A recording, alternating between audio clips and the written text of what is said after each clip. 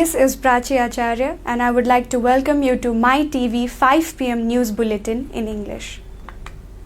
Prime Minister KP Sharma Oli stated that the formation of the new government aimed at addressing the country's challenges and implementing reforms. In a meeting with officials from the Confederation of Nepalese Industries (CNI) today, Prime Minister Oli emphasized that his decision to assume office was driven by a commitment to resolving national issues and bringing about meaningful changes rather than merely holding the position. He underscored the government's primary goals of tackling existing problems and bolstering the economy, urging collaboration between the private sector and the government for mutual progress. Regarding economic policies, Prime Minister Oli highlighted the importance of maintaining stable tax rates independent of external pressures. He emphasized the need for a flexible monetary policy to foster a dynamic economy and encouraged the private sector to voice opposition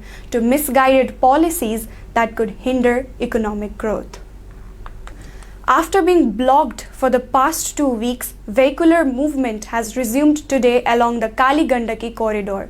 The obstruction began on July 5 following a landslide at Dablang in Baglung Municipality 10, which swept away a section of the road, causing a complete halt in traffic. The Kali Gandaki corridor, considered a national pride project, faced significant disruption. The Baglung District Police Office reported that authorities from the Kali Gandaki corridor office have installed gabion structures to repair the damaged road section. This repair has allowed vehicles traveling to and from Baglung, Butwal, Bhairava and Muktinath to once again access the route after a hiatus of 2 weeks.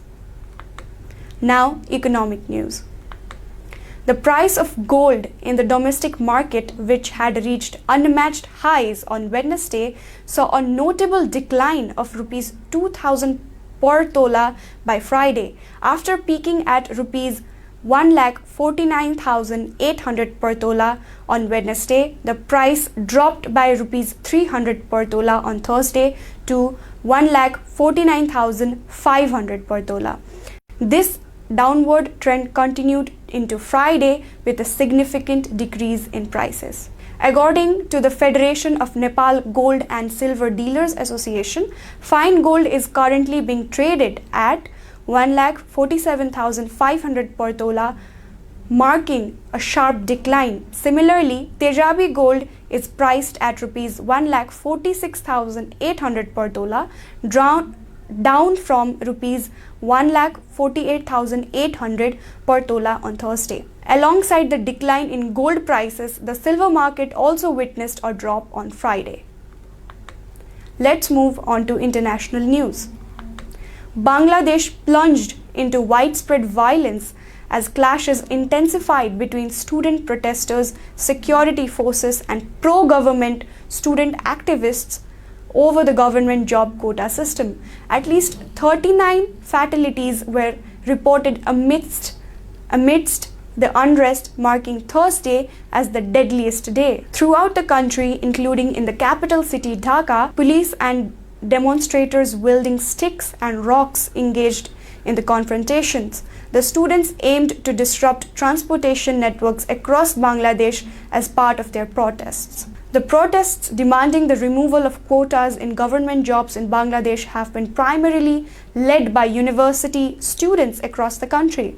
These students have mobilized since July 1st to oppose the reinstatement of a rule by the High Court, which reserves nearly 1/3 of government job positions for descendants of individuals involved in Bangladesh's 1971 liberation movement. The High Court's decision has effectively reserved 56% of government jobs for specific groups, including children and grandchildren of freedom fighters, women, and individuals from economically disadvantaged districts. During these protests, students have clashed with both police forces and members of Bangladesh Chhatra League, which is the student wing associated with Prime Minister Sheikh Hasina's Awami League party.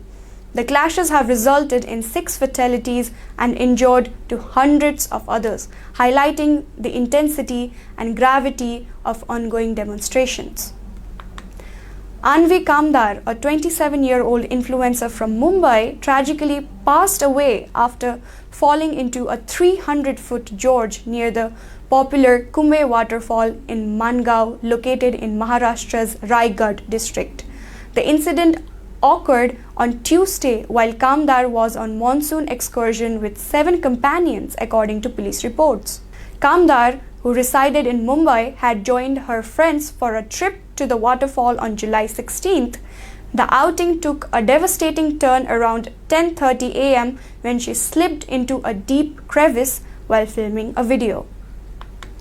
A ray of hope shines for the futures of a critically endangered species of crocodile, as 60 eggs have successfully hatched in the wild. This marks the largest breeding event recorded for the species in the current century. The hatching took place in Cardamom National Park, Cambodia, as reported by the conservation charity Fauna and Flora on Thursday. Siamese crocodiles, known for their freshwater habitat and potential length of up to 4 meters, which is 13.1 feet, are categorized by a prominent bony crest at the back of their heads. Once widespread across mainland Southeast Asia, these crocodiles now face a precarious conservation situation. The daughter of Dubai's ruler, Sheikh Mahara bint Mohammed bin Rashid Al Maktoum, has reportedly announced her divorce on social media, a rare public declaration for a princess in the United Arab Emirates. In a post on her Instagram account, Sheikh Mahara, aged 30 and daughter of UAE Prime Minister and Dubai ruler, stated her intention to end her marriage to another member of royalty. "I hereby declare our divorce," the Instagram post read on Wednesday. I divorce you, and I divorce you. Take care, your ex-wife." A US police officer was fired for insensitive remarks about Janvi Kandula, an Indian student killed by a police vehicle in Seattle. Officer Daniel Odera dismissed Kandula's death, laughing and suggesting the city should just pay compensation, saying she had limited value. Interim Chief Shiv Rar termed Odera's comments vile and cruel, leading to his dismissal despite his prior service. Janvi Kandula was a graduate student at Northeastern University's Seattle campus. She tragically lost her life when struck by the police car while crossing the street on January 23rd. According to the Seattle Times, citing a police report, the officer driving the vehicle was traveling at 74 miles per hour, causing Kandula's body to be thrown more than 100 feet. Officer Daniel Odera arrived at the scene and was recorded by his body camera during a call to a colleague. "But she is dead," he is heard saying before laughing. "No, it's just a regular person. Yeah, just write a check." He continues, laughing again. $11,000. She was 26. Anyway, she had limited value. Odera, also a leader in the Seattle Police Department Union, was speaking with Mike Solan, the guild's president, whose audio was not captured. Now, sports news.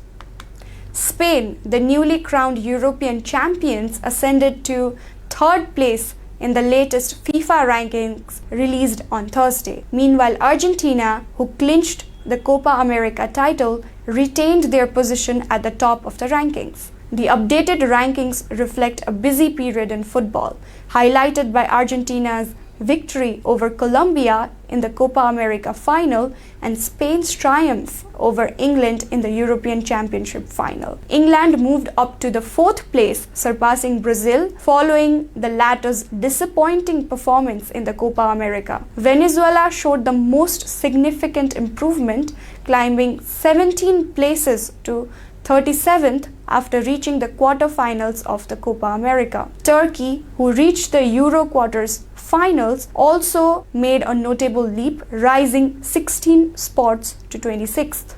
The current top 10 ranked nations are as follows.